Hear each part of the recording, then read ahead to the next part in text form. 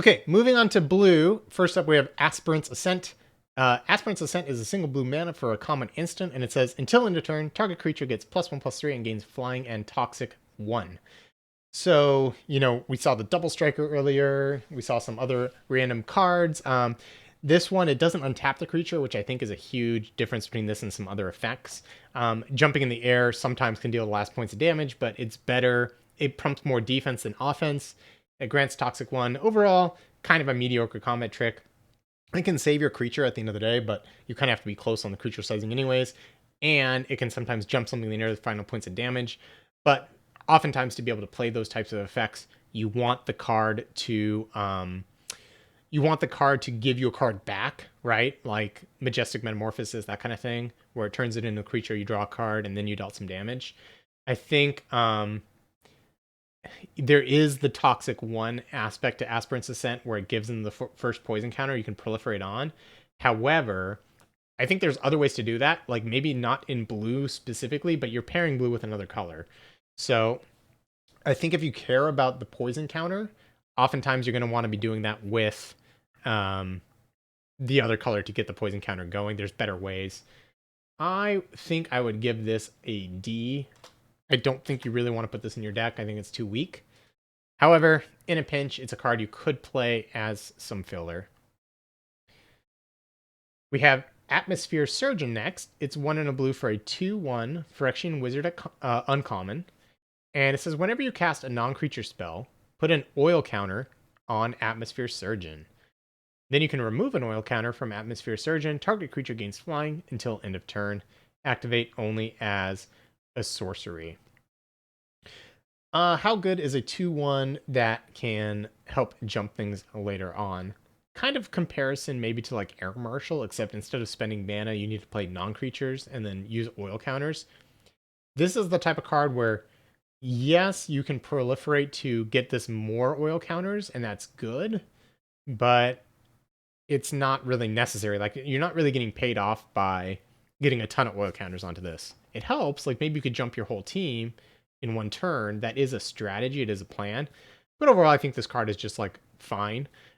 It doesn't really pump itself, it doesn't change creature sizing, but it does help punch through, and it's specifically good with like those toxic creatures. But you also want to have a lot of non-creature spells. So it's kind of in an awkward spot where it's like, it's not really interacting with your opponent's things. It's giving flying, which gives you evasion, but you also want non-creatures.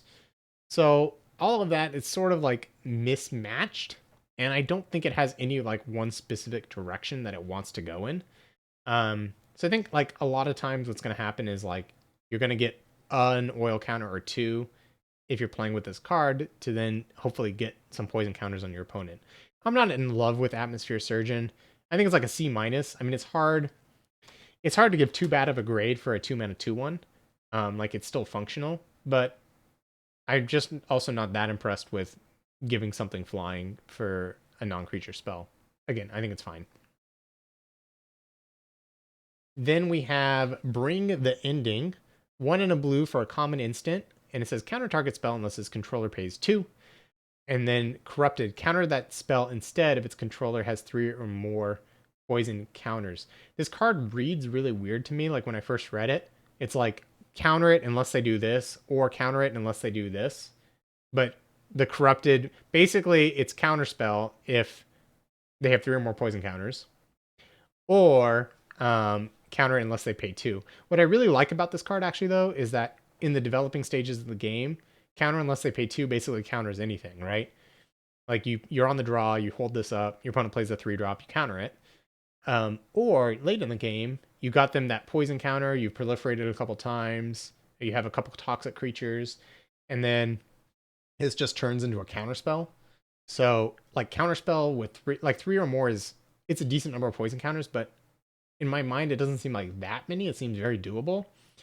So just having a counter spell for 2 mana is super good, I think. I think at the end of the day, I think this is just going to be a solid role player. I don't think it's quite at C+. Like, I'm going to give this a C, but I think it's going to be, like, blue decks, I think, are going to be happy with this card. And it's one that, when your opponent holds up 2 mana, you got to be like, well, do they have Bring the Ending? Maybe. Chrome Prowler is 2 and a blue for a 3/2 artifact creature Phyrexian cat at common, and it has flash. When Chrome Prowler enters the battlefield, tap target creature an opponent controls. 3/2 flash, I think it's fine. But again, I kind of expect more out of my 3/2s. Like, everyone's telling me I'm wrong and I'm too low on the counter spell. Yeah, maybe.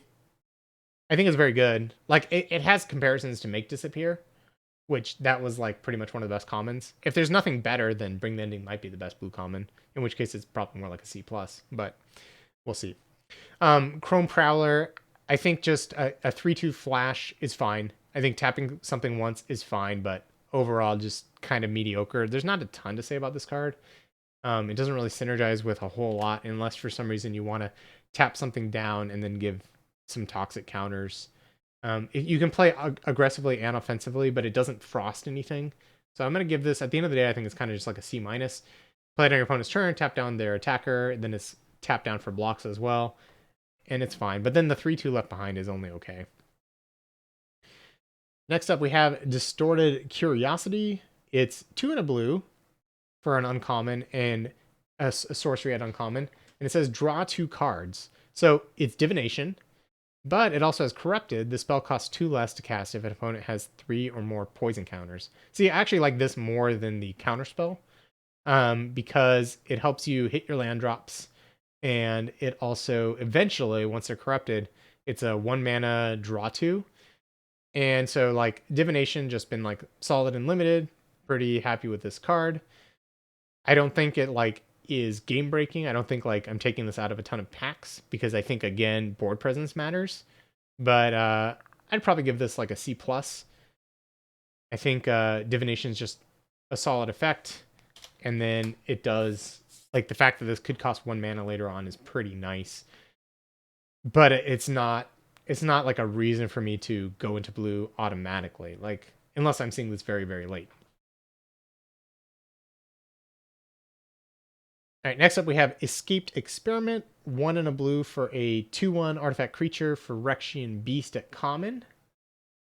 And then it says, whenever Escaped Experiment attacks, target creature an opponent controls gets -X/-0 until end of turn, where X is the number of artifacts you control. So if it just is on its surface, it's a 2 mana 2/1. When it attacks, target creature gets -1/-0 until end of turn. Now, it scales based on the number of artifacts you have, but the thing is about this card, it's more, I think, annoying than good, because it only works on attacks. And then if your opponent is able to block it in some way, then, like, if they have 2 creatures, they can kind of just eat your 2/1, or it's hard for this card to really get out of control. And like I said, again, it's just kind of annoying. So I'm not super high on the Escaped Experiment. Although I do kind of like it better than the uncommon, which maybe means the Atmosphere Surgeon, that the thing that got oil counters and gave flying. Maybe that's more like in the D range, because I kind of think that Escaped Experiment is also kind of like a C-. I do like it a little more than the uncommon itself, though, because at least you don't have to do anything else. Like, you just play this, play your other creatures, and you attack. But at the end of the day, I think you'd rather not have the Escaped Experiment. It's closer to D than C, I think. But it passes barely with the C-.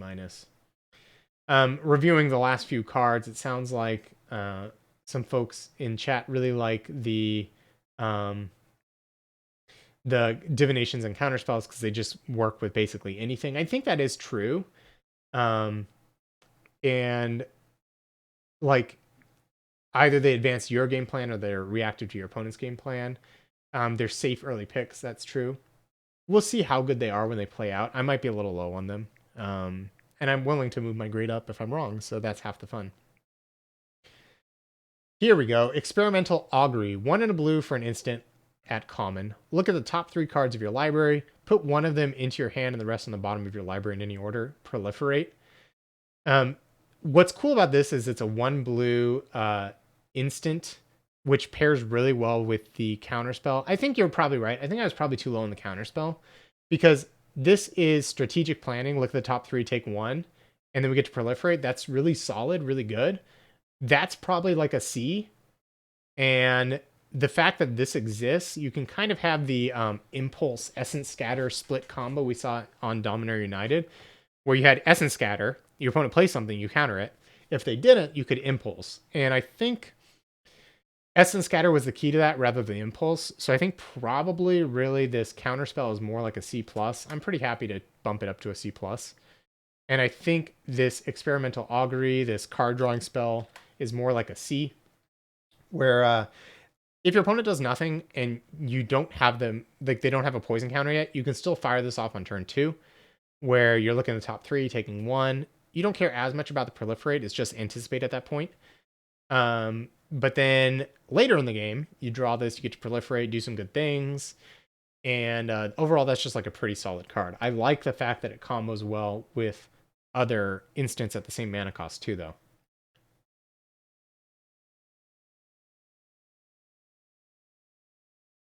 All right, and then we have Eye of Malcator. That's kind of a funny word. 2 and a blue for a common artifact. It says when Eye of Malcator enters the battlefield, scry 2, and then whenever another artifact enters the battlefield under your control, it becomes a 4/4 Phyrexian Eye artifact creature until end of turn. So a 3 mana do nothing scry 2, but anytime you get another artifact in play, it becomes a 4/4. What I like about this card is that you don't have to pay any mana for it, right? Like you get another artifact into play, you get a 4/4. It also has some synergy if your artifact has flash. Like we saw the cat, the 3/2 cat with flash. That's an artifact creature, which combos well with the Eye of Malcator to make it a 4/4. The problem with that combo specifically is the cat you want to play before they attack. Although you could wait till they attack and ambush with a 4/4, so that's still pretty good. So Eye of Malcator. 3 mana scry 2, already fine. How good is it having an artifact sitting there and making it into a 4/4? The fact that it's mostly only aggressive, right? Because most of the time you're going to play your artifacts on your turn, makes this pretty mediocre, I think. It is, I think, a build around where in the sense that like if you have a lot of artifacts, you could build a deck around this. But it doesn't really play in like the toxic proliferate space very well. It's just kind of its own thing. So I'm kind of off on this card. I think like I see a lot of value in the fact that it doesn't require a lot of mana investment once it's down. 4/4 is pretty big, but I think at the end of the day, this card's kind of a D+. Just because like the initial like 3 mana to do nothing on the board is pretty bad. So I'm not a huge fan of the Eye of Malcator. What about Font of Progress? What does Font of Progress do? It's single blue for an uncommon artifact, and it enters the battlefield with 2 oil counters on it. You can pay 3, tap, and target player mills X cards, where X is the number of oil counters on Font of Progress. This one's kind of interesting because already you can pay 3 and tap it to millstone your opponent for 2. If you have a lot of proliferate, though, you could over time proliferate this up to like 5 or 6 oil counters. And then you really only need to like back-to-back activate it a few times, and it'll just win the game on its own. So this card is really more a win condition than anything else, but it doesn't do anything on the board itself. So really it's like a build around where if you really are a control deck with a lot of proliferate, this is a cheap card. You just slot it into your curve, and then anytime you proliferate, okay, you put an oil counter on the font. Okay, you do your other stuff. Your opponent's like, whatever. But eventually, you know, if you can get it to like 6, 7, or 8 counters, it's going to take 2 or 3 activations and it just wins on its own. So it's like a control card. It's a control win condition and uncommon, which is pretty cool. So it's really, I think, like a build around. Like you have to build your deck in a way where you care about proliferating oil counters, and you're on the controlling end of things because this does nothing on its own. So how good do I think of a control win condition is it? Probably like a build around C. Like usually you're going to want like the higher rarity reasons to go into control, but I think this is a way to win the game on its own. So that has to be respected. I'm going to give this a C sideboard or C build around grade. All right, Gitaxian and Anatomist is a 3 blue 2/5 Phyrexian wizard at common. And when Gitaxian Animist enters the battlefield, you may tap it. If you do, proliferate. It's kind of cool because sometimes like these big butt bodies, right? This is a 2/5. Sometimes what happens is like you play it on a board where you don't really need to block, right? Like maybe your opponent's off to a slow start, or the 2/5 like is just not really doing that much on the board. You don't need it for that turn. The fact that you have the option to play it and either stabilize the board or proliferate if that's better for you is pretty cool. So this seems like a pretty decent role player to me. Blue really cares about proliferating. We've seen oil counters. We've seen cards caring about corrupted and increasing the number of poison counters your opponent has. But at the end of the day, I mean, this is a 4-mana 2/5. There's nothing really special, but I like the flexibility. If you just got the proliferate no matter what, it'd be quite a bit better. As is, I think, I don't know, I'm leaning between C- and C. You really have to get a lot out of either being able to proliferate or stabilizing with it, but 2/5 is huge. But you just don't want to overload on this type of effect. So I think it's a C-, but I do think it's like a pretty decent card to include one of in your decks. So far, I'm not like high on blue, as you can see, but it is very synergy driven. So I think you can like build these decks where you have to take your opponent's game plan in mind, stop them, and then slowly proliferate over time. But now we're talking. This next one is kind of a sweet one. So Gitaxian Raptor is 2 and a blue for a common 1/4 Phyrexian bird. It has flying, and it enters the battle with 3 oil counters. That's quite a lot. But what do you get for oil counters? Well, it says remove an oil counter from Gitaxian Raptor. It gets +1, -1 until end of turn. So this card has some nice Mistwalker comparisons. Kaldheim has been on Arena lately to draft, and it was a 3-mana 1/4 that basically had the same type of pump, the +1, -1. That card had a lot of interesting synergies because it had Changeling and what that set cared about. This card, I say Phyrexian weird, nice. This card, Gitaxian Raptor, it's not an artifact, and while it has oil counters, proliferating onto this doesn't really do that much, and it doesn't really fit into the synergies that much, but it does get onto board nicely, and a 1/4 flying body just blocks a lot of things. Because Toxic doesn't give -1, -1 counters like the Wither effect used to do, like Poisonous or whatever it was back in the day. Because Toxic is just normal combat damage, having high toughness does actually help. And I like this a little bit more than the 2/5 because 3 mana is just so much less than 4 that you can play a couple Gitaxian Raptors in your deck and you're not really going to be too punished for it. It's just a decent body. That being said, it's nothing special. And because it doesn't have a ton of synergy with basically what blue is up to other than this, I think overall it's kind of just a C. Like, I'm not super excited by the Gitaxian Raptor, but I do like it a decent amount more than some of these other blue cards that I've been seeing. I always thought it's funny because a random tangent here. Whenever people do the set reviews, it's always when they say we'll see how it's going to be with the C. I don't know. I just noticed myself saying that right now. So the chat here, it says Gitaxian Raptor, it kind of is going to depend on how often you can proliferate to keep pumping. I think that is kind of true because it turns this into a threat where it's like you deal them 4, and if you've proliferated a few times, you can attack and deal 4 again. You don't have to invest any mana to do that. But you don't even need to proliferate that many times because if it sits there as a 1/4, the fact that you can turn into a 4/1 all at once, you don't need to do that too many times for it to really punch through and deal a ton of damage. So yeah, if it does sit there over time and you get a couple more oil counters, you really probably only need like 2 attacks of it being like a 3/2 or better. So that's why I think you don't actually need to proliferate too many times for it to be solid. Like if you have a ton of proliferation, it does make it, I think, quite a bit better. But the game's probably going to end at that point where it's traded off.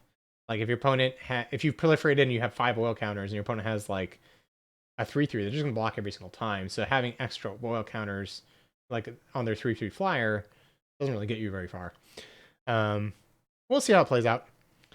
Next up, we have Glistener Seer. It's a single blue for an 0/3. It enters the battlefield with 3 oil counters on it.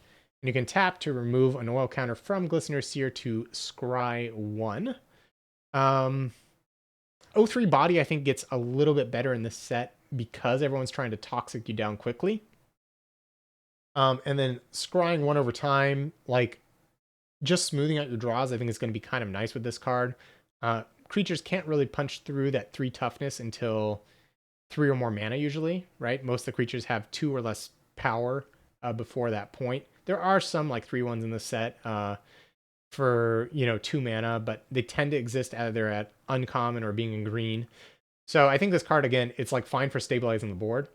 What I also like about it is you could play this on 1, and then if you have your counterspell on turn 2, like you can kind of wait to see like if their creature actually matters or not, or their play, because you have this O3 kind of just sitting there. And this spots you the first 3 scries. But you can block with it, and then you can scry twice, and then you can just wait. Every time you proliferate after that, you get an extra scry, and it's 0 mana to scry. We've seen some similar type cards before, but I think this is just going to do enough. I actually kind of like this card. I was thinking kind of it's a little low impact, but it seems like it's just going to do enough. And anytime you have like these smoothing mechanics where you want to hit land drops or spells early on, this card's going to do a lot. Like it's going to set up your turn 3 a lot, where if you're looking for lands, it helps you with that. If you're looking for a play, it helps you with that. So I think this is just like a solid C. Pretty good creature. That if it was an O2, I think it's a lot worse because it just doesn't block as much. But O3 is like pretty good sizing. You don't want to play too many of them because they do have diminishing returns. But I think the first one's quite good. All right, Ichor Synthesizer is our next card. It's 1 and a blue for a 1/3. It's a Phyrexian wizard at common. And whenever you cast a non-creature spell, put an oil counter on Ichor Synthesizer. As long as Ichor Synthesizer has 4 or more oil counters on it, it gets +2/+0 and it can't be blocked. Again, like this is that blue strategy where you're kind of sitting on board, not doing a lot early on. The 1/3 doesn't attack at all. But there's a huge like threat to the Ichor Synthesizer because when it becomes a 3/3 unblockable, that's a pretty real threat. Once you cast your first non-creature spell, or even if you cast any non-creature spell, you can proliferate immediately, right? Like if you played this into the experimental augury. Experimental augury was the anticipate that proliferates. Well, then you get to put the oil counter and immediately proliferate, and then you're really close to just turning this on to be a 3/3 unblockable. This type of card really incentivizes you to play with the other really defensive oriented blue cards, and then this functions as your win condition. So like if you're playing it with that Raptor we just saw, the 1/4 flyer, the 2/5, that is a strategy. So blue is very insular itself in trying to want to build up over time. It's not the quickest, but there's a lot of inevitability to it. I like this as a strategy. I think the more all in on these types of strategies you are and grinding over time with it, like the better it's going to be. What you don't want to do with this card is just put it in a random deck and then not be able to support it, because I think a 1/3 for 2 is really underpowered. At the end of the day, I think again, kind of just a C. Like I think blue just has a ton of C's, but they play well together. So even though they're all kind of C's, like the more you get of them, like the more cohesive that game plan is. But on their own, none of them are actually that impressive. All right, Malcator's Watcher. 1 and a blue for a 1/1 flying vigilance. Artifact creature, Phyrexian drone at common. And pretty simple, when this dies, draw a card. Yeah, on the last card, it could be a C plus. I think a lot of other cards are going to take over it. That's the only reason I said it's a C. If also, it's kind of a collect me, right? The first one's kind of a C, but the more of them you get, actually, the more you want to take them, because all of them get pumped from your non-creatures. So it's like the first one's kind of a C, but like the second one might be a C plus. It's kind of interesting. Okay, Malcator's Watcher, the 1/1 flying vigilance. How good is a 1/1 flying vigilance for 2 that cycles? Pretty solid. Like I don't think this is anything special, but it's kind of a roadblock. It being an artifact is a big deal, and It plays well in this blue space of stuff. There's kind of this split of like slow Phyrexian oil stuff and then blue artifacty stuff. And so depending like which style of blue deck, like you could be both, but they're both focused on different things. That you kind of want to look at like what kind of blue deck are you? Because I kind of see the Malcator's Watcher being much more in line with Eye of Malcator. Makes sense. They both have Malcator in the name, really, genius. Look at the name, find the most names in common and put them all in the same deck. But you play your Malcator's Watcher, it turns your Eye of Malcator into a 4/4. You attack from there. I also think just a 1/1 flyer for 2 that chump blocking and drawing you a card and cycling is pretty decent. It's a lot worse than a 1/1 that comes in and draws you a card, but it pecks in for some damage and it's annoying. All that said, kind of just a C, right? I keep giving out these C's, but again, it doesn't do anything like that fancy, that good. But you're never going to be sad putting Malcator's Watcher in your deck. I think it just does enough. If you have synergies with it where you're like sacrificing it for value or getting a ton of artifacts, it kind of moves up into, again, that C+ range, but just on the card value alone, I think I would pick it at kind of a C level.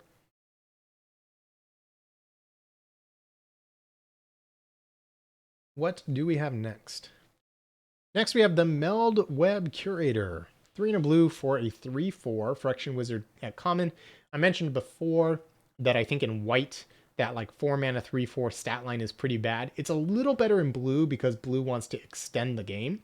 So a 4 mana 3/4 is fine, although unexciting. I like the 2/5 body a lot better than a 3/4.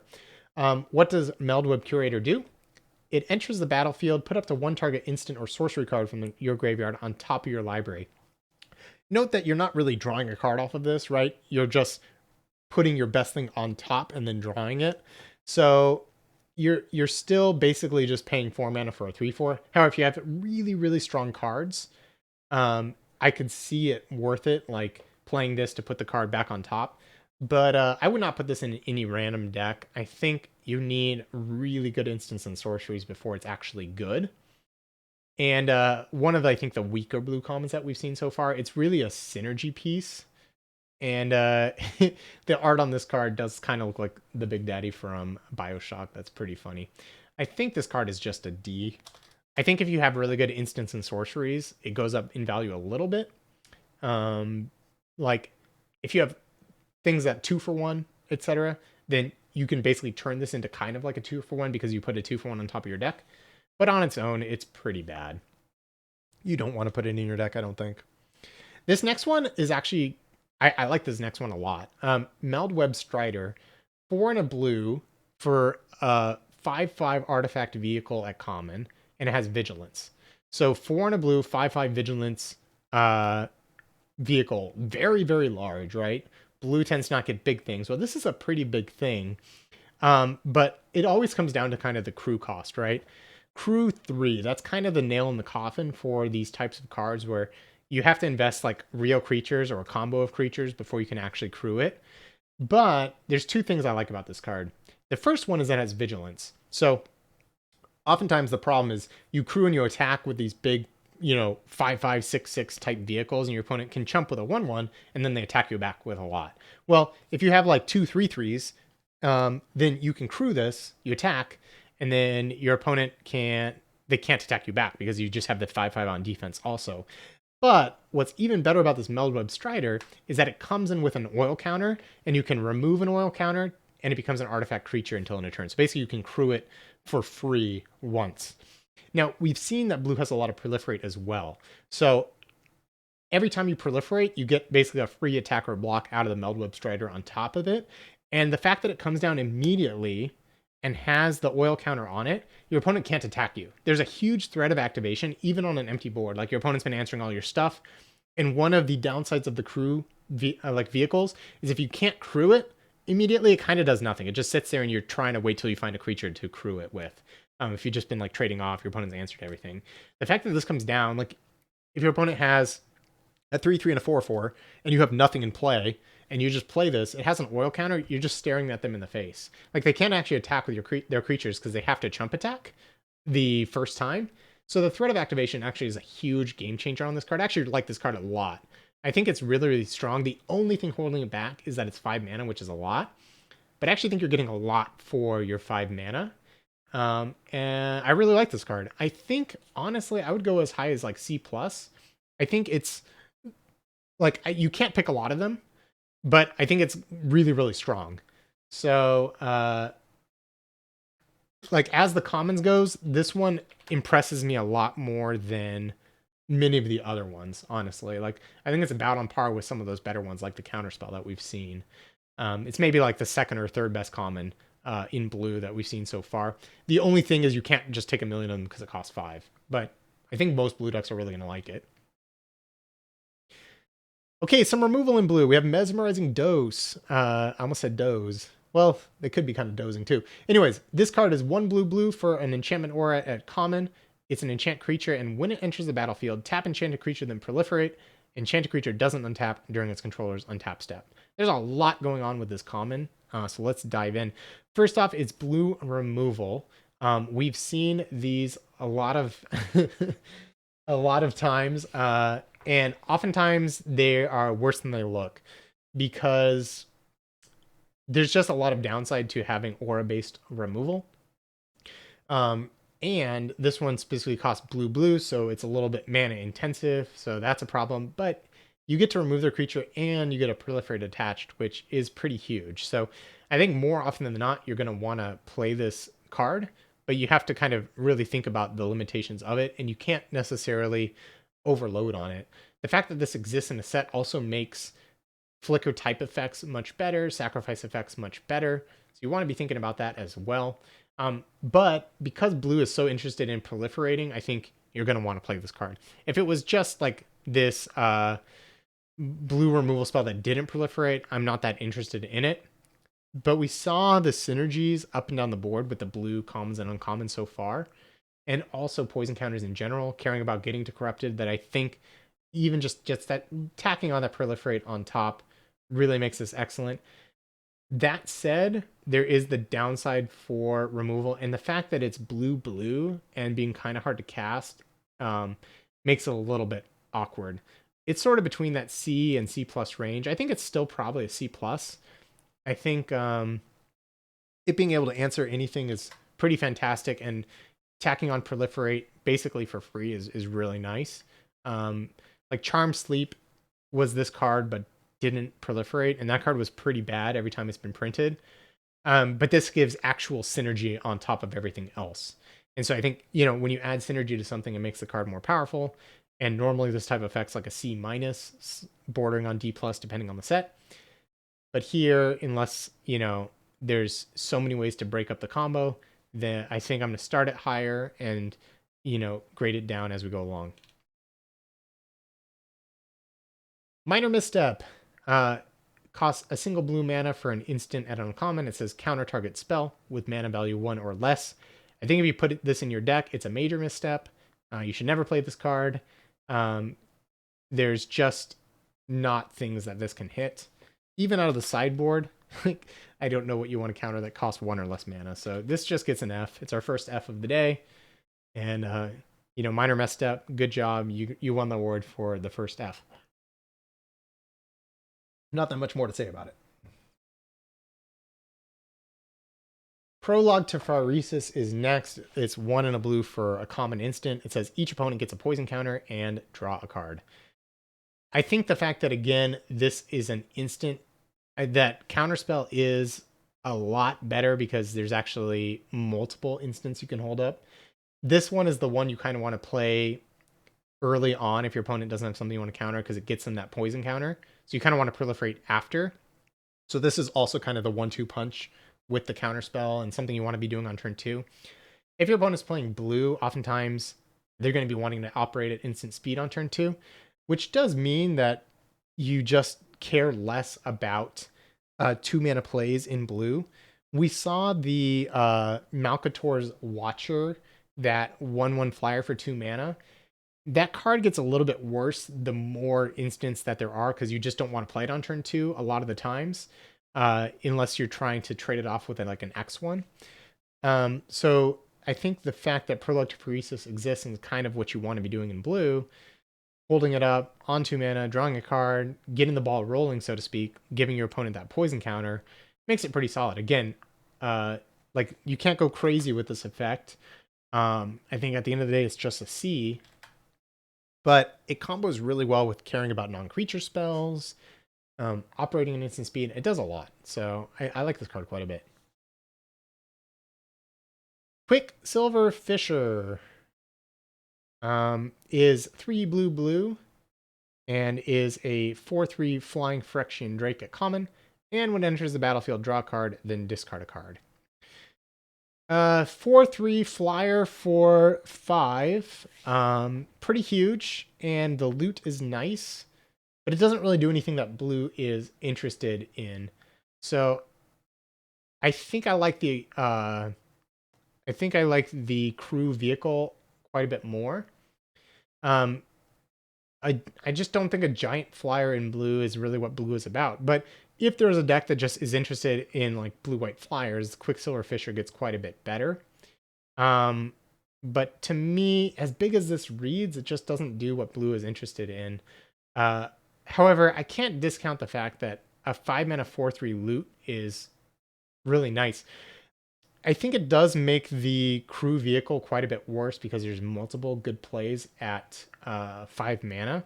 So probably, if I'm looking at this, probably the crew vehicle is also just a C, and the flyer is also just a C, the Quicksilver Fisher, just because you have multiple pretty good options at 5 mana. Anytime you have a lot of commons at the upper echelons of mana costs, both being good, they both get quite a bit worse because you actually don't care. Like if they're similar and replaceable, you don't really care which one you get, and you can only play so many 5/6 drops in your decks. So I think Quicksilver Fisher for me just gets a C. What this means is that because all of these blue cards are just kind of in that C range and all similar power levels, the context is going to matter a lot. Like if you're able to get on the non-creature, poison your opponent out, proliferate, gum up the ground train, those are the type of C cards you're going to want to build.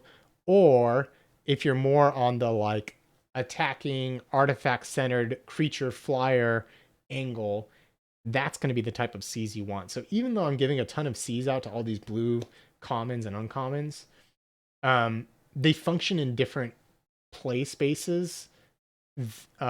They don't just all go in the same deck, which I think is going to be nice because it's going to give a lot of archetype divergence, even maybe within some color pairs. Like some blue decks care about that artifact attacky angle, and some care about the proliferate, slow them down angle, and grind them out. And that's pretty cool. Like I'm glad that that differentiation exists, and it seems like one plan isn't necessarily just strictly better than the other.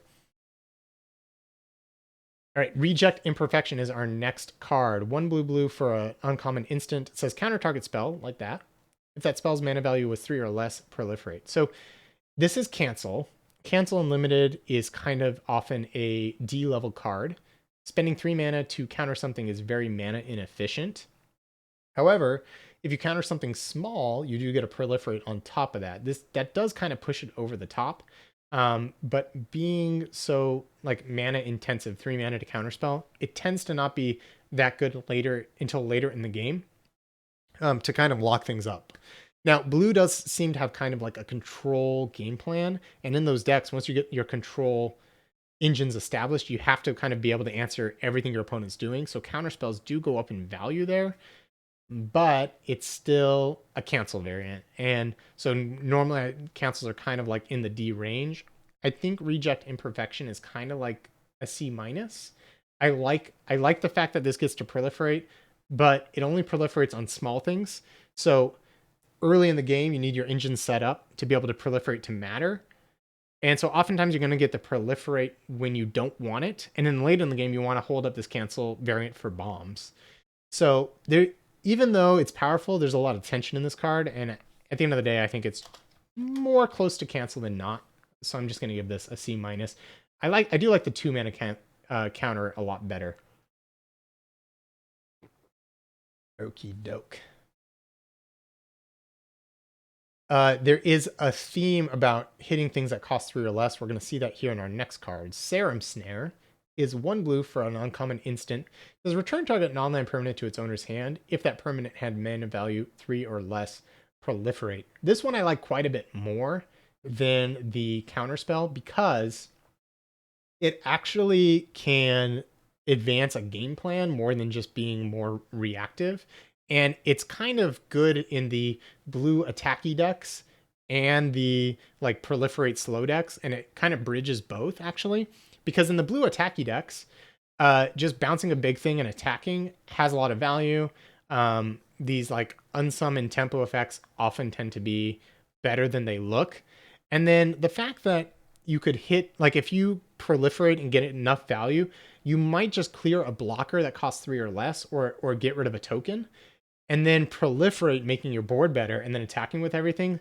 So there, it also can kind of function like doing multiple things at once and affecting the board in multiple ways because of the proliferate. Whereas the counterspell, it's kind of affecting the stack and then trying to build out your board a little bit, but it's at different points in the game. So I like Serum Snare quite a bit, actually. I think it's quite good.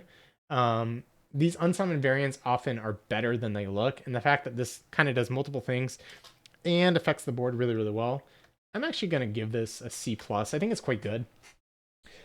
And it's cheap interaction, so pretty big fan of that. Next up, we have Tamio's Immobilizer, 3 and a blue for an uncommon artifact. It says Tamio's Immobilizer enters the battlefield with 4 oil counters on it. And you can tap, remove an oil counter from Tamio's Immobilizer to tap target artifact or creature. So 4 mana comes down immediately, can tap something.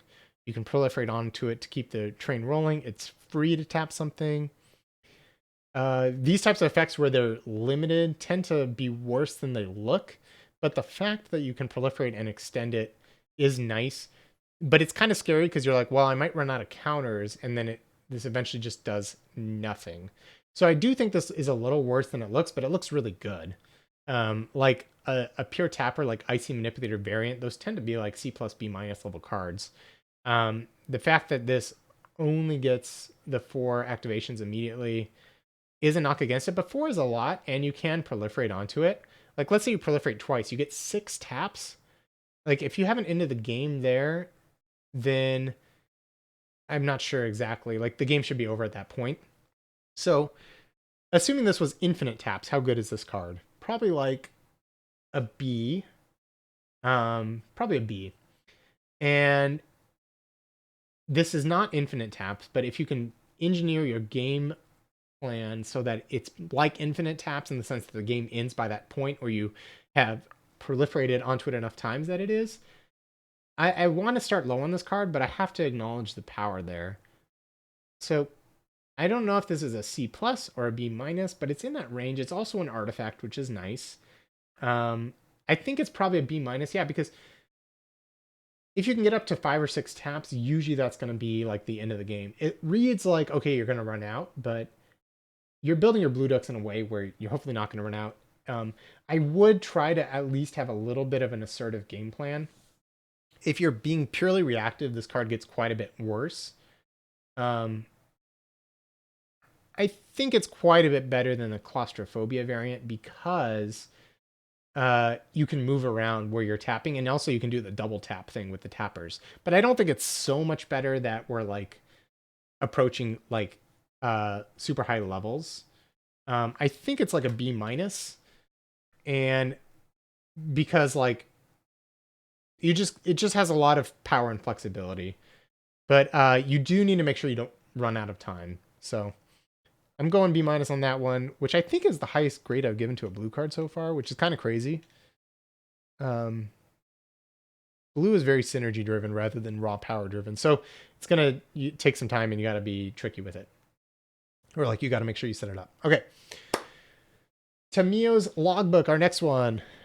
2 blue for an uncommon artifact. There are a lot of artifacts in blue, so that's cool. There is a lot of synergy there. So maybe that Malcator's 4/4 common thing is better than I'm giving it credit for. Maybe it not bring that up a little bit.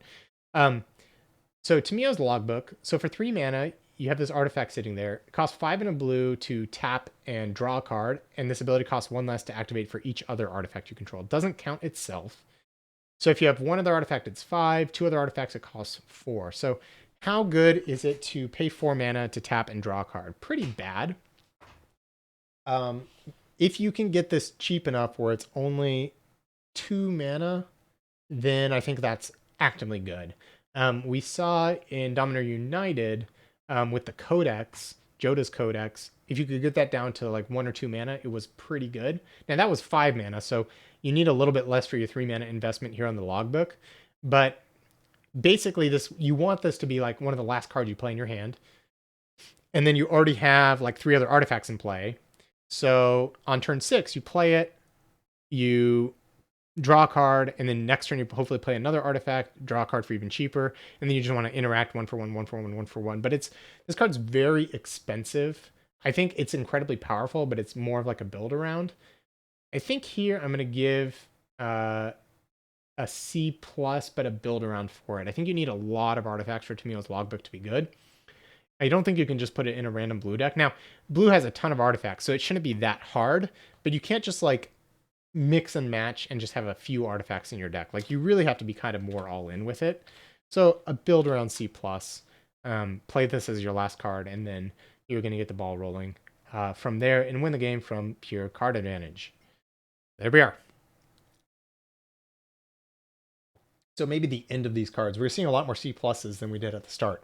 So the second half of the blue alphabet is better than the first. Next up, we have Thrumming Bird. Nice little reprint here. 1 blue for a 1/1 Phyrexian Bird Horror at uncommon.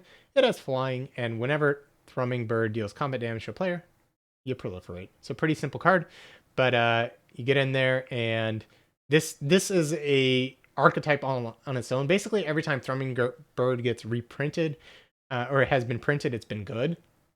This set has a million oil counters and all these other things. Now, there are a decent number of ways to block an early flyer, but if your opponent can't, you can get out of control pretty quickly. The thing is, you do need to pair it with ways to give your opponents poison counters or have the oil counters going really quickly. What I like about Thrumming Bird, like, it turns your bad cards a lot better. Like, we saw that trick that gave the creature Toxic 1. Well, if you can pair that with Thrumming Bird, then you get your opponent that first counter, and you start to proliferate every single turn. But your opponent can find ways. They do have to answer it. They can find ways to get a flyer into play, block it. There's like a 1/3 flyer in white that we saw. And this thing is incredibly fragile. So you have to consider the upside. If this goes unchecked, it can sometimes win the game on its own. But it's also a 1/1 flyer for 2. That sometimes does not very much because of the board state. So all that said, I think it's like a C plus because it has to be answered, but it is incredibly fragile and sometimes does nothing. So we have to weigh the times where it's like a B level card with the games where it's more closer to like a D level card. And a lot of that depends on the board state. So I kind of pick it around that C plus range for the old thrums there. Transplant Theorist is next. 3 and a blue for a 2/4 artifact creature. It's a Phyrexian Artificer at uncommon. Whenever Transplant Theorist or another artifact enters the battlefield under your control, you may draw a card. If you do, discard a card. So this comes in and you get to loot right away. That's pretty nice. And then any other time an artifact comes into play, you get to loot again. That seems pretty good. The 2/4 stats for 4 is pretty understated, but just getting extra loots over the course of game for free is really nice. Now, it also has the activated ability, pay 2 generic mana, put target card from your graveyard on the bottom of your library. So you can get loop-de-loops, you can mill your whole deck, and then you can just keep stacking it with the best things you can ever deck. I don't know if that's a huge part of this card, but it is within its range. So sometimes that's an archetype all in itself. Something to definitely keep an eye out for. But how good is a 4 mana 2/4 looter that then sets other things up? I think that's pretty solid, but I wouldn't go overboard because it's just another one of these like big blue butt creatures. I wouldn't take it super highly. I think at the end of the day, this is still kind of a C because the stats are pretty bad. But I like the fact that you get to keep looting, and I like the fact that it's maybe a build around with the mill your whole deck, do stuff, never deck type card. But it kind of gets a C because of the stats. Okay. Next up, Trawler Drake. 2 and a blue for a 0/0 Phyrexian Drake at uncommon. I don't like paying 3 mana for a 0/0, but this one has flying, and it enters the battlefield with an oil counter on it. Now, the oil counters are really nice here, because Trawler Drake gets +1/+1 for each oil counter on it, so it's a 3 mana 1/1 flyer, because it comes in with that oil counter. But, in addition to being able to proliferate that counter, whenever you cast a non-creature spell, put an oil counter on Trawler Drake. And this card can grow way out of control really quickly, get really big. It is, I think, kind of a build around because, again, you don't just put this in any deck. But if you can proliferate onto it, cast some non-creatures, you can quickly get this up to a 3/3, and then it keeps growing from there. There's kind of like a one-turn window where it's small and your opponent has to deal with it. But blue has these defensive-oriented cards, so if you can stabilize the board, then you have time to just play some spells, and the Trawler Drake just grows really quickly. I'm going to go as high as B- on this card. I think this is a card worth building around. And I mean, imagine you play turn 2 Thrumming Bird into turn 3 Trawler Drake. Immediately, you're going to have a 2/2 Drake, and then from there, next turn, like, maybe you play a spell to clear their blocker for the Thrumming Bird, attack with both, your Trawler Drake becomes a 3/3, the Thrumming Bird turns into a 4/4, like, you have a turn 4/4 Trawler Drake that's only going to keep growing. So I think it's worthy of the B- grade. Just make sure you put enough non-creature spells to grow the Trawler Drake and care about proliferating, but blue kind of just does that by nature.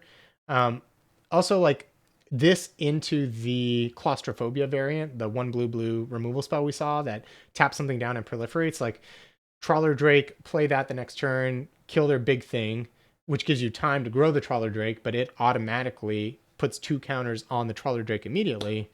There's just a lot going on with this card. I think it's going to do a lot for sure. Unctus's Retrofitter. That's a fun one to say. Unctus. 2 and a blue for a 2/3 Phyrexian Artificer at uncommon. It has Toxic 1, so it's a blue toxic creature. That alone is pretty valuable because we don't really see that. This alone is a way to get poison counters onto your opponent.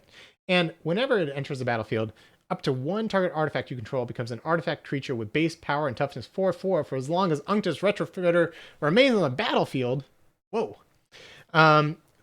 So this card, I think, cares much more about the artifact space than the toxic space, which is interesting because it's one of the rare creatures that has toxic. But turning an artifact creature into a 4/4 for as long as this is in play is huge. Even if you play the Malcator Flyer into this, like, that is a disgusting curve. You play a 2 mana 1/1 Vigilance, and then on turn 3, you turn your 2/2 Vigilance creature into a 4/4 Flying Vigilance, and they have to kill your Unctus as Retrofitter, or else they're gonna lose. It is a build around, but it's, I think, pretty powerful. And I think at the end of the day, it is a 2/3 with that ability. The Toxic 1 doesn't actually attack that well. But it's like, if you can build around it well, it's probably like a B something, but you're just going to have artifacts in your deck if you're playing blue. So I'm going to just give this a C+, but if you have like Prophetic Prisms, if you have the Malcator Flyer, if you have stuff like that, this card's going to play in the B range. So, like, you can take it speculatively and build around it more, but I think it's just always going to perform at least at like the C+ level because blue just has a lot of artifacts. So really like the Unctus's Retrofitter there. Okay, Vivisurgence. Oh, and the only thing holding the Unctus from being like an actual B-level card is that if they do kill it, you do lose the 4/4. It goes back to being a normal artifact. If it made it permanent, it would just be a B, like, automatically. Okay, Vivisurgence Insight, a fun play off of Vivisection a long time ago, card draw spell. But Vivisurgence Insight is 3 blue for a common sorcery. It says draw 3 cards, proliferate. So pretty simple card, but really can pull you ahead. What I like about this too is it plays into that space of like caring about proliferate and sorcery, non-creature spells, pulling ahead that way versus the board. So like blue-white specifically, you might want the 4/3 flyer if you care about dealing damage.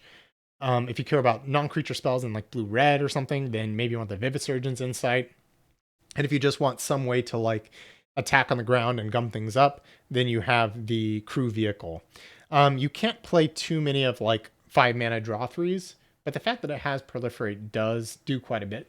I think this is probably the worst of the 5-mana cards we've seen, just because it is kind of slow and clunky, but it is powerful. Like I have to respect draw 3 proliferate here. I'm only going to give it a C because of the mana cost. But if you this is the type of card that just locks up the game. The board is pretty stable. You've been trading off. You play this thing. You draw 3 cards. The game can kind of just end from that point. The downside, of course, of this card is if you're behind, you really don't want to spend 5 mana doing nothing. So you have to kind of balance that. Some boards is going to be like a B+ level card. Some boards like this is literally F and unplayable. So all in all, kind of a C. All right, rounding out our blue commons and uncommons, we have Watchful Blister Zoa. 4 blue for a Phyrexian jellyfish. I can't talk anymore. And uncommon, it's a 4/4 flyer. And when Watchful Blister Zoa enters the battlefield with an oil counter on it, and when Watchful Blister Zoa dies, draw cards equal to the number of oil counters on it. So right off the bat, this is a 6-mana 4/4 flyer that when it dies, you draw a card. That's pretty good, right? I talked about the problem with these 6-mana 4/4 flyers that they don't stabilize and they just trade off and you didn't get anything and it's pretty bad. This fills that problem by, even if it doesn't necessarily stabilize the board, when you trade, you get your card back immediately. So that's pretty solid. But it also has the upside, if you can ever proliferate onto it, then you're going to get extra card draws out of your Watchful Blister Zoa. So that's pretty powerful. Now, it's not like if you're just attacking the air, it's not going to really do that much. But I think this card is, pretty good. I would probably give this, again, like a C+. You can't overload on these 6-mana draw spells, 6-mana like 4/4 flyers, because they are pretty expensive, but it is pretty good, I think.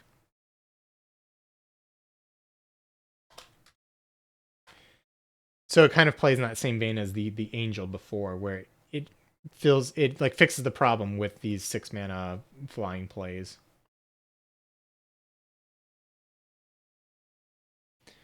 Well, so chat, we're talking about Watchful Blister Zoa, like not wanting to trade it off. I agree with that, but having a backup plan for your 6-drop is reasonable. And your opponent is just not going to want to trade with this, especially if it like grows over time. Like eventually they have to deal with your flyer, and if they deal with your flyer, then suddenly you get the draw. Now, white has arrest and exile cards. Blue has tap effects. So already we've seen ways to get around the dies trigger, which maybe means this card's going to be a lot worse than we see.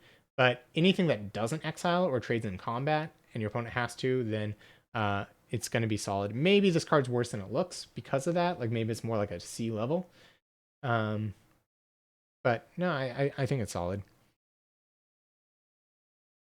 All right, quick little intermission here. Do a little stretch. We're going to move on to black commons and uncommons in just a second.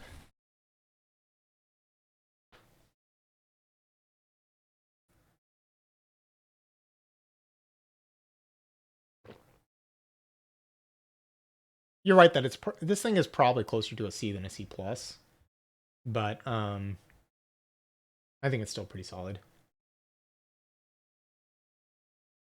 Blue does have a ton of expensive cards. That's why I kind of graded all the 5-drops as being like C's. In fact, maybe the Watchful Blister Zoa is more like a C. But it's kind of like some of these other sets where you have to pair the cheap stuff in like outside of blue. So we're saying that blue is expensive and it's overloaded at expensive cards. I kind of agree with that, which is why like the 4, 5, 6 mana plays are a little bit worse than they look, which does make the 2-mana counterspell a lot better. It's true. Like analyzing blue after the fact, there really is not much to do on turn 2. So you kind of have to take that and make it work. So yeah, it does make the counterspell, I think, at a C+. But yeah, you're gonna have to pair blue with another color to kind of make up for the fact that there's not a ton to interact with the board. That being said, I mean, we never thought blue was going to be like a mono blue strategy anyways. So far, I mean, I like white a lot more than blue in terms of quote unquote color power rankings, but we'll find out. All right. Moving on to, sorry about that clap. That was probably really loud. Moving on to black, we have still on the commons uncommons, Ambulatory Edifice. So 2 and a black for a 3/2 artifact creature, Phyrexian construct at uncommon. When Ambulatory Edifice enters the battlefield, you may pay 2 life. When you do, target creature gets -1/-1 until end of turn. So it can kind of pick off random 2/1s, 3/1s, might tokens. Paying 2 life and not having a mana cost associated with it's pretty nice. Your 3 mana 3/2 itself, though, is not the best, but oftentimes I talked about these cards even looking better than they read because your opponent doesn't know it's coming, right? So, you attack with a couple creatures, your opponent's creature survives with just 1 extra toughness from the combat. You play this. This card's going to have utility basically throughout the course of the game because of just the way combat works. Now, if the creature sizing is in a way where your opponent like is not blocking with those types of creatures and it's going like they have a bunch of like 2/4s, 2/5s, that kind of stuff, Ambulatory Edifice gets quite a bit worse. But I think this is a pretty solid card. The three I don't love 3 mana 3/2s because they just don't trade that well in combat. Like they always just trade off, sometimes trade down. But the fact that this can effectively be a 2-for-1 or at least help you trade up does put it automatically like in that C+ range. I'm not going crazy for it, but I like this card quite a bit. It's also an artifact creature, which matters for, the blue artifact matters and some themes like that. All right, cool. We are still, just a quick check. We're still recording. 3 hours in, going strong. Okay, next one. We have Annihilating Glare. I think that's Vraska going ham or something on this picture.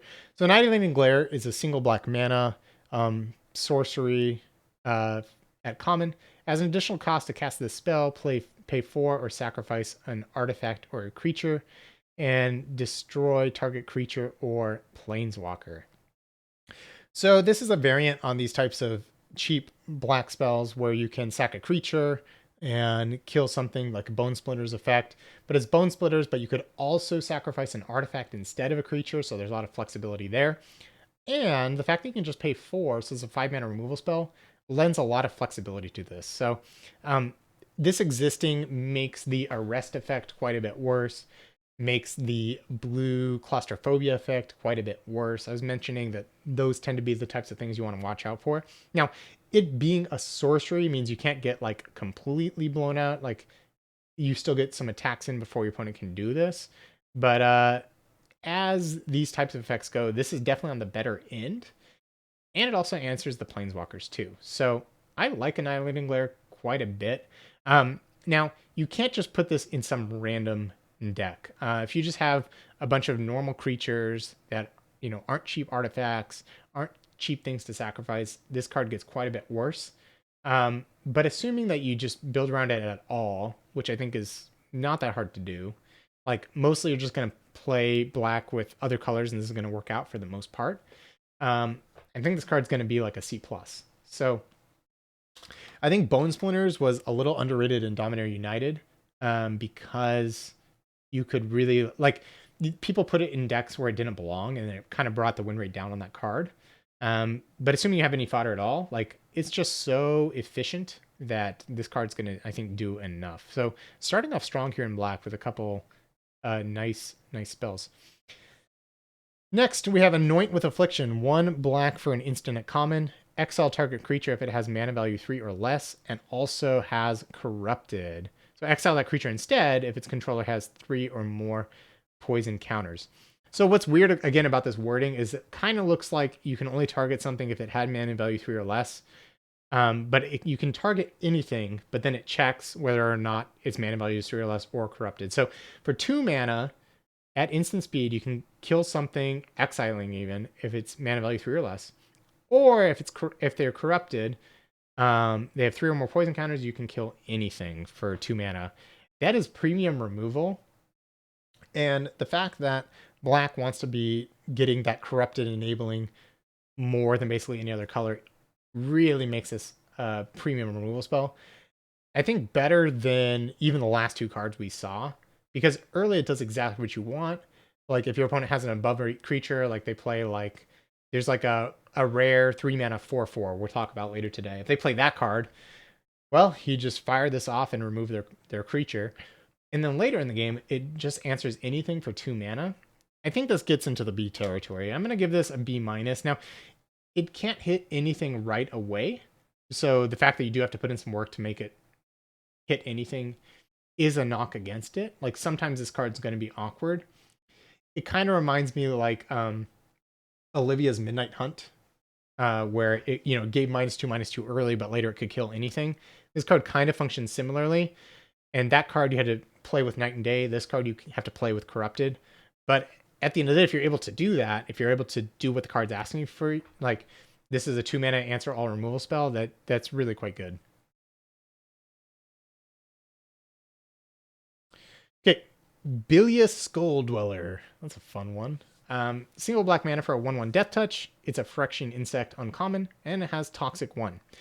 Now, kind of awkward Toxic 1 on a Death Touch creature that dies easily because it's often not going to get through. But the play patterns on this card, even though Death Touch and Toxic 1 are kind of at odds, you're going to get in early, get a poison counter or two on your opponent, and then they have to trade off for it or keep accruing those poison counters. Or if you're not interested in that, hold it back, wait for a big thing, and then you're able to trade it off for something large. Now, there are some ways to punish some X1s. We just saw one with the 3/2 that gives something -1/-1. So the 1/1, Death Toucher loses a little value because of that. There's also in blue that creature when it attacks, it can give things -X/-0. So this card's a little bit worse on defense for that reason. But all in all, just a pretty solid card. Like it a lot. Love the little rats. I can't go crazy with this card, but it definitely is at least like a C+. I would pick it around that level. Really strong having a 1/1 Toxic 1. You just want to get on board with that as early as you can. So it's almost to the B range, honestly. Oops. Let's see. All right, Blight Belly Rat. 1 and a black for a 2/2 Toxic 1 Phyrexian rat at common. And when Blight Belly Rat dies, proliferate. Everything is a C, exactly. But you have to decide where they are in terms of that. I gave a B just before that. No, I think there are a lot of C's in the set because I think there's a lot of synergy in the set. And so the more synergy there is, the more the cards play off each other, and you have to really figure out which C's go with what. Whereas just based on power level alone, you could give more Bs. I like sets where there is a lot of Cs, and you have to figure out like how to maximize them, rather than just this card is a B on rate and you just take it because it was in the pack. So far I'm liking that a lot. Random aside. Okay, so Blight Belly Rat again, 2 mana, 2/2 Toxic 1. How good is that? Solid. But it doesn't really have any other abilities on it alone. Now, when it dies, you can proliferate, but this doesn't have any evasion itself. Basically just a 2/2. The proliferating is fine, but as far as the toxic creatures go, this is definitely on the lower end of things. But, I mean, it's a creature that you can play early that your opponent has to respect and trade off with. So, I'm going to give it a C-. I think of the toxic creatures, it is pretty low value, but again, it has that synergy. So I can't really give a synergistic 2-drop anything worse than a C-. Next up, we have a Bone Picker Scourge, 2 and a black for a 2/2 Phyrexian Imp common, and it has flying and corrupted. As long as an opponent has 3 or more poison counters, it has Death Touch and Lifelink. So how good is a 3 mana 2/2 flyer? Not very good these days. How good is a 3 mana 2/2 Death Touch Lifelink flyer? Really quite good. It is awkward in that it doesn't play with the toxic space. And so in a normal set, if you were able to enable a Death Touch Lifelink flying creature, it'd be really quite good. But your opponent can kind of just trade with whatever to turn this off. And again, life is good as usual, but lifelink is probably the worst it's ever been because of toxic. You know, you can gain a bunch of life and be at 30 life, but if you're racking up those poison counters, it doesn't actually matter that much. So I think if we evaluate this card closer to being like 2/2 flying death touch with some upside when you're corrupted, then suddenly this card actually reads a lot worse. And at the end of the day, it's also kind of like a Windrake. Because it's not that synergistic with what the game plan actually is, I think this is actually worse than some of the other cards we've been looking at. It's just kind of, I think, filler. I'm going to give it a D+. Like, it's not like that it's a bad card, but I don't think it plays in the space that we're looking for with like sacrifice and toxic and poison counters, etc. Like it works with toxic, but it just kind of does its own little thing and is more defensive than anything else. And I'd rather push my own agenda than just have a 2/2 death touch lifelink once it pays off. But again, yeah, you can play this card. It's perfectly fine.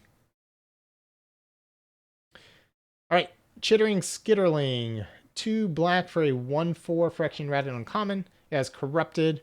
Sacrifice an artifact or creature to draw a card. Activate only if an opponent has 3 or more poison counters and only once each turn. So how good is a 3-mana 1/4? Stat line, not great, pretty defensive. How beneficial is it to sacrifice artifacts or creatures to draw cards? Really quite good. We saw Phyrexia Demon as the 2-mana 2/2 in Brothers War that had the same ability basically to draw cards. This creature can do that without any mana activations. So assuming you have Corrupted enabled, this is really quite a good payoff, because what happens is your opponent has to deal with this, but if they try to target it and they're corrupted already, you can sacrifice itself to its own ability to draw a card. That's already quite nice. And then if your opponent like has a big creature, you have your small creatures sitting around, you block, you sacrifice them, you draw a card. Now the fact that you can only do it once a turn means they can kind of get you in the sense that like you block and sack something else, and then they kill your Chittering Skitterling, and now they're out of it. So it's not quite on the level of some that we've seen before. There was the Merchant, right, which was similar, where you could sack creatures or treasure tokens, and it kind of just sat there, and you could do it multiple times, and the threat of activation was kind of huge. But that one, I don't think you could sacrifice itself. You could do multiple activations. So as long as you can get Corrupt and enabled, I actually like this card quite a bit, because it gives a lot of inevitability, and it's kind of just sitting there. 4 toughness is a lot, so I actually think this card's pretty solid, but it does require quite a bit of setup. So because of the setup, because it's quite solid, but 1/4 body, like not that impressive, I think it's kind of like, it's a C, but it's better than a C, because once it's online, it's really quite strong. If you can corrupted it reliably, it functions more like a B-. So I'm going to kind of give it a B- build around, where if you can corrupt it reliably by like turn 4 or 5, I think Chittering Skitterling is going to be quite excellent. If you can't do that, it's more like a C- if it takes longer to get it going, because you just can't put this into play and have it do that much. So build around B- for Chittering Skitterling.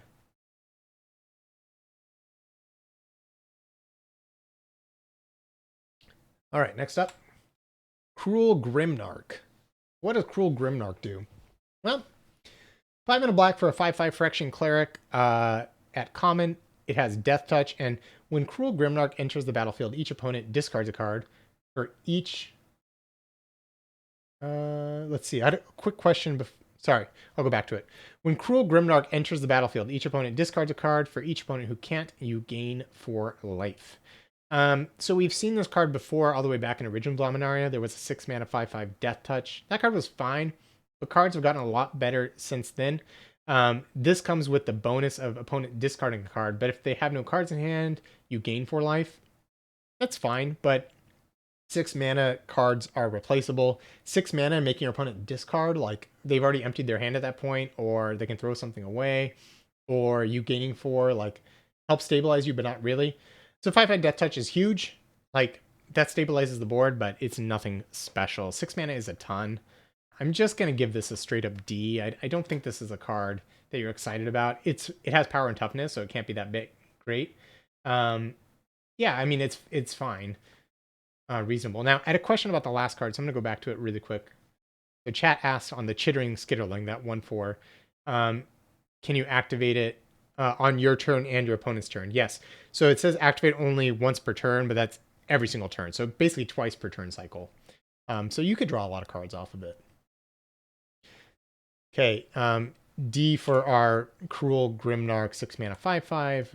Next up, we have Cutthroat Centurion. It's 2 and a black for a 2/2 artifact creature, Phyrexian Warrior at common. And it says sacrifice another artifact or creature. Cutthroat Centurion gets +2/+2 until end of turn.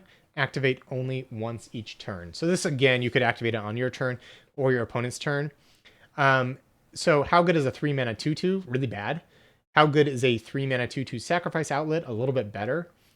How good is it that you can only activate it once per turn?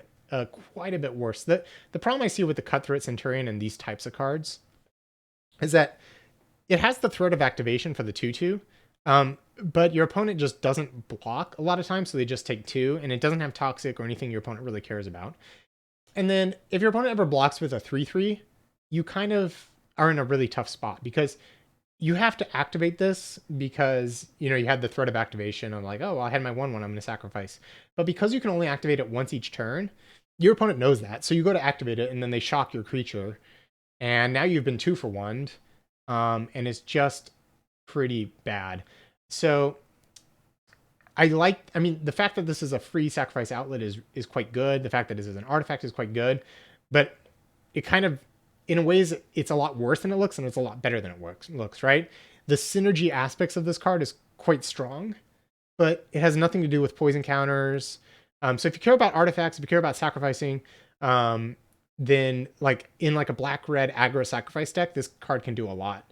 If we think back hours ago when we talked about the red-black-gold uncommon, it was the 2/3 that came with a 1/1 body, and whenever something dies, it accrued oil counters and yada yada.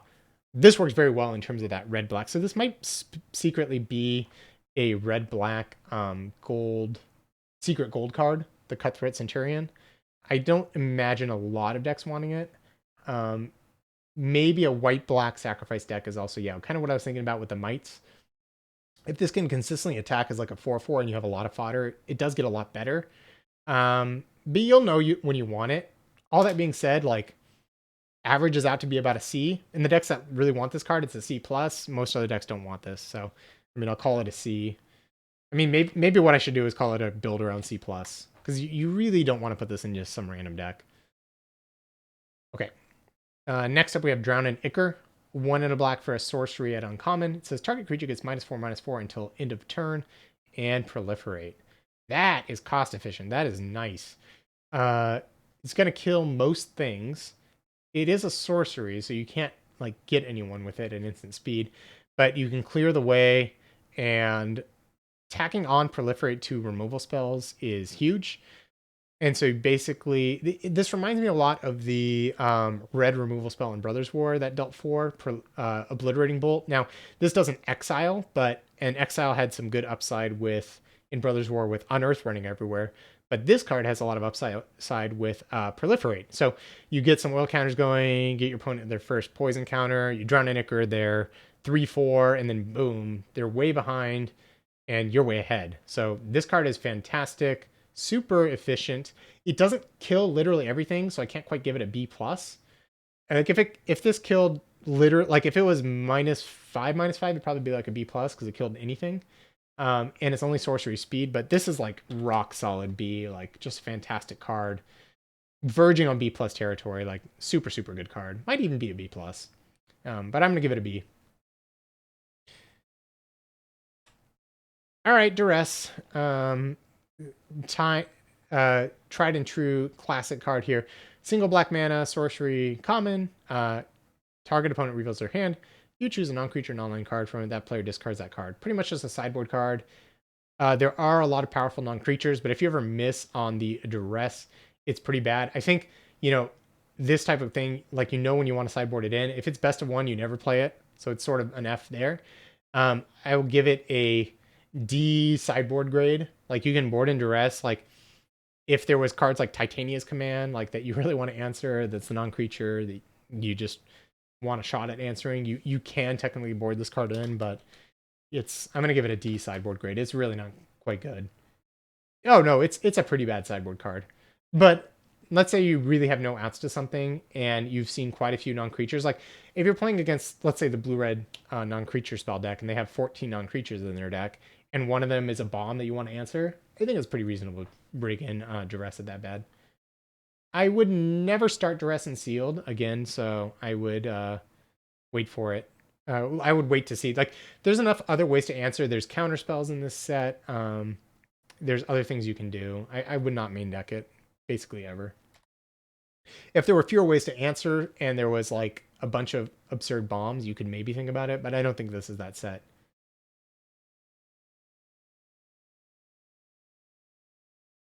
Okay, next we have Feed the Infection.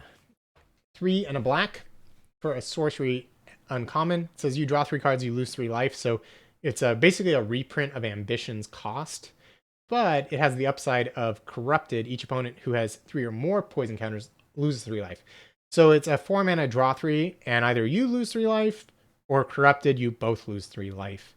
How good is that? That's fine. I think card draw has just pure card draw has gotten a lot worse. The fact that you both lose 3 life means if you're aggressive with Toxic, then this card gets quite a lot better. And maybe you just win the race that way. Like if you don't care all the way about going Toxic, but you have some Toxic, you might be able to Corrupted them, and this kind of keeps moving forward. It's fine, but I think these cards always look better than they play, because if you're ever behind, the losing 3 life is horrendous. If you're ahead, this card's quite good, and at parity, this card is pretty decent, but it's also expensive. I gave the 3 blue draw 3 a C. And the fact that this, like, it is 1 cheaper, but you also lose 3, does, I think, make this quite a bit worse. Like, I don't think it's terrible. The fact that sometimes your opponent's going to lose 3 does make up for the fact. Without that, it's kind of like a D+. Probably inches this up to like a C-. I just think pure card draw in 2023 tends to be not very good because so many things come attached with card draw on them, or ways that you play to the board and then gain virtual advantage, like by your opponent having to make unfavorable blocks, that you kind of want to do that through board-based actions rather than just drawing cards. But yeah, I mean, if you want a card draw spell, you could do worse than this.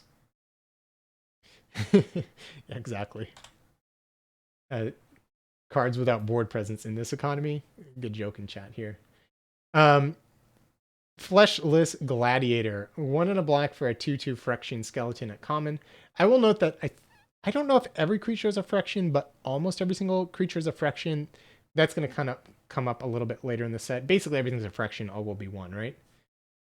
I don't actually know if there's any non-Phyrexians in the set except for the well, no, there's the Firmiridan and there's a couple rebels. Almost every card is a Phyrexian in this set. Okay, a little off topic, but in case that matters later. Fleshless Gladiator, 1 black for a 2/2. It has Corrupted. Pay 2 and a black, return Fleshless Gladiator from your graveyard to the battlefield tapped. You lose 1 life. Activate only if an opponent has 3 or more poison counters. So it comes back to the battlefield tapped, so you can't keep blocking with it, but it is a 2/2. We've seen this effect with like 1 power creatures before, and the difference between it tapped versus untapped is huge. But a 2/2 that you can keep trading with means this is actually a pretty good, like, grindy card. I don't think it's great for attacking because the 2/2 just doesn't matter.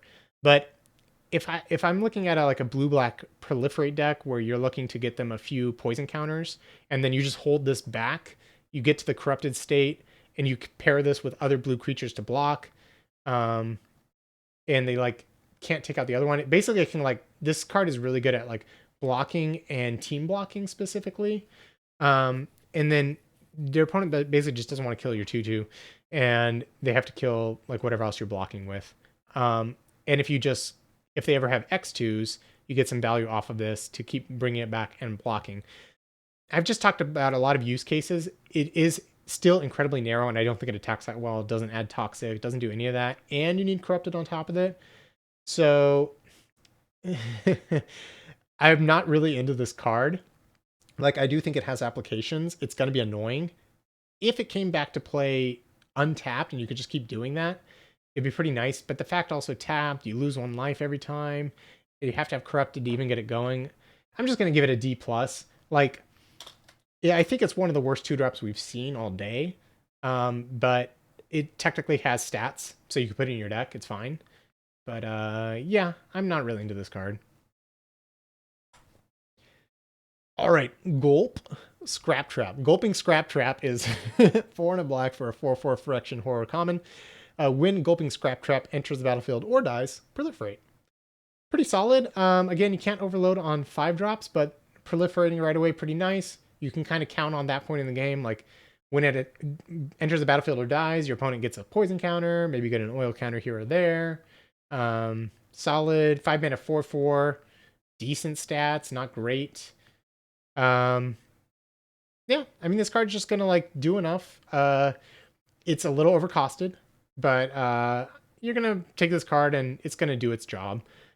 It's not incredible, but the fact that you could get a double proliferate is gonna be pretty nice. In a deck that really cares about a lot of proliferate and can maximize it, this card's probably like a C, but most of the time I think it's gonna function like a C-. Like, if you get more than just a poison counter and like 1 oil counter, like if you're, you know, spilling oil everywhere, this card gets quite a lot better, but as is, I'm not in love with it.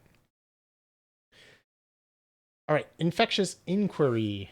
2 and a black for a sorcery at common, and it's one of those variants, the draw card variant. Okay, so you draw 2 cards and you lose 2 life. Each opponent gets a poison counter.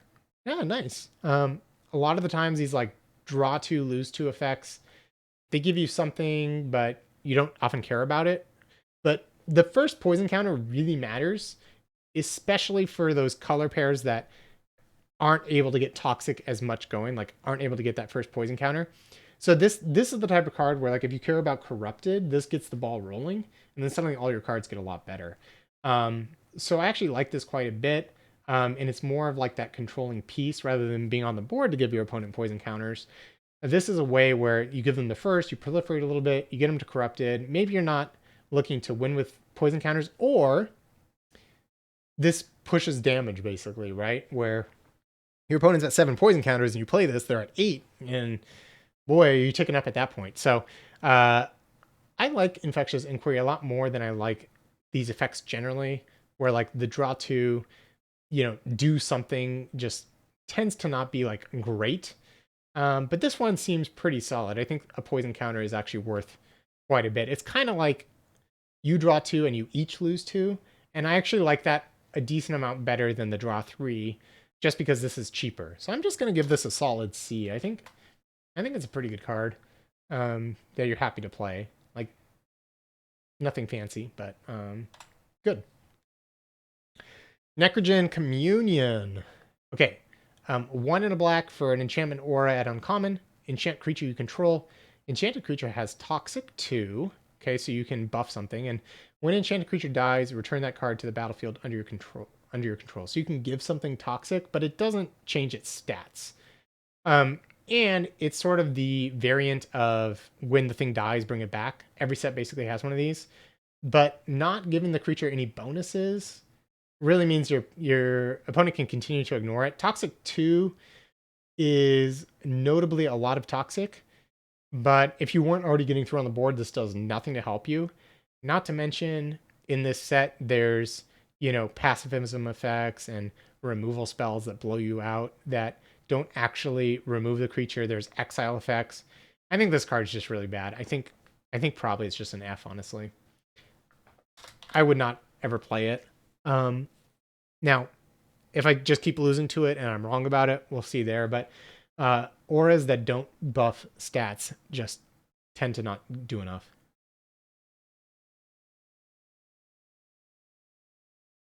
What do we have next? Next, we have Necrosquito, probably one of the coolest names here. 3 and a black for a 0/0, but we know what that means. It's not really a 0/0. So Necrosquito is a Phyrexian insect and uncommon. It has flying, and it enters the battlefield with 2 oil counters on it, and gets +1/+1 for each of those. And then whenever another creature or artifact you control is put into a graveyard from the battlefield, put an oil counter on Necrosquito. So this card is good. I want to start with that because 3 and a black 2/2 flyer that grows is something that can't be overlooked. These oil counters tend to grow, and then anytime you have little small creatures that you're sacrificing or blocking with or trading with, this is just going to keep growing. But these effects really, really hinge on whether or not it's creatures you control dying or both you and your opponent's control. And historically, the last time they printed, historically, the cards that they printed like this that only care about creatures you control dying are quite a lot worse and sometimes barely playable. Like, you'll play them, but they're just not that good. And then if they're care about both players, they're a lot better than they look. And like, you just play it every time and it just always works out and they're really good. But this one's kind of in the middle, right? Because it's a 4-mana 2/2 that grows when your creatures die, but the fact that it's oil counters also means it plays off of proliferate. So you only need to grow it once before you're like reasonably happy. You get your phantom monster, your 4-mana 3/3 flyer. That's not quite good enough today in limited, but that's a good starting point. Like, the second you get that, like, okay, you're doing it. Like, your card's fine. Once you turn into a 4/4 or better, your Necrosquito is just off to the races, fantastic. I think all that said, like, I think this card is a C+, because it has so much synergy. But you want to make sure you're building it. I'm actually gonna put a build around grade. You need like small things to block and sacrifice with. You need some proliferate, all that. I think if you just have a deck that's just attacking, it's not that great. But let's say red black oil aggressive deck that you're playing it with the sacrifice creature that grows when you sacrifice other things. You put that all together, I think this card's quite good. So yeah, these things always perform better than they look, for sure. The more synergies you have around this, the better it's going to be. If for some reason, like, you end up with a black deck that doesn't have a lot of the synergy pieces, like, it could happen where you're more like value oriented and not creature based, in more of like a controlling shell, don't play this card. But most of the time, I think it is going to function around that C+ range. Could even be like a B- if you have all the synergies. Nim Razor Paladin is next. 4 and a black for a 4/4 Phyrexian Knight at uncommon. It has Toxic 2. And when Nim Razor Paladin enters the battlefield, return target creature card with mana value 3 or less from your graveyard to your hand. So, 4/4, Toxic 2, bring something back. Yeah, I mean, that's a 2-for-1. That's really good. It's a lot better than the creature that comes in and proliferates twice and has Toxic 2, so they kind of have to block it. Although at that point in the game, they probably can, but getting something back, you do have to reinvest the mana. But look, I don't look at 2-for-1 Gift Horse in the mouth. This card, I think, is just a B-. It's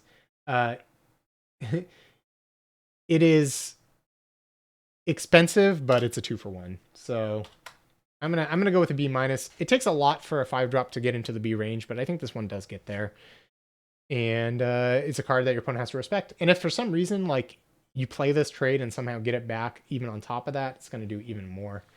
So yeah, I think this is going to do a lot. And I think in black red, you're trading off a lot, sacrificing a lot of things. In black white, you have sort of the cheap things and the toxic things you want your opponent to trade with. Black green, they're going to trade off with your creatures. The only color pair that's probably is bad is black blue. So yeah, pretty good card. Most of the time it's going to get there. For immortality, put the crown on, right? Here it's like putting Elish Norn kind of crown on creature that's being completed here. So offering immortality is 1 and a black for an instant at common. It says target creature gains death touch and indestructible until end of turn. This is a functional reprint of a card we saw in Dominator United. That card ended up being okay as a combat trick. Death touch indestructible is a nice combo of things. Things you want to look out for is like pinging effects, where like Maybe you could pump a pinger and then use the death touch to kill something else. But anytime you don't pump stats, it makes, again, the card a little bit worse. And we have seen a lot of other cards that like interact more favorably with combat. I think most of the time there's going to be like a D+. There's going to be times where it's like a complete blowout. The more menace you have, the better this is going to be. The more trample you have, the better it's going to be. So you kind of want to look for keywords to make this card the best it can be. But I'm looking elsewhere for a lot of my tricks and whatnot. So I'm going to give this a D+, but there's places you can make it better than that. What about Pestilent Siphoner? What does that do? Well, it's a 1 black 1/1 flying Phyrexian insect at common, and it has Toxic 1. This is kind of like your bread and butter. Let's get it started here. It's another little mosquito variant. So this is like really perfect friends with your proliferate or getting the corrupted going. Because there's all these like little creatures that are trying to peck in damage for the toxic, creatures that have that like flying, evasion, blocking tend to be a lot better. Like there's that white 1 and a white 1/3 flyer. That card has really rocketed in my estimation after looking through more of the cards in this preview. So ways to stop Pestilent Siphoner. If this just pecks in, you got to kind of be prepared for it. But yeah, this thing's going to be annoying, right? Like it's going to get those early counters in. Now, the 1/1 body is eventually not going to do that much. So like I like this a lot, but the fact that it's just a 1/1 means it's quite a lot worse. Like this is a callback. There was a 1/1 with Infect that was the same card printed last time we were visiting Phyrexia, and that card was great because it gave poison counters early, and later it could block or attack and give a -1/-1 counter to something. Pestilent Siphoner, Toxic, plays in a different space entirely. Like if the creature is not getting through for damage and the body is not that great, it falls off a lot. So like a 1/1 flyer, I think here like you have to think about that. It's a great enabler, and so if you really care about like corrupted and getting the damage in early, this card is excellent.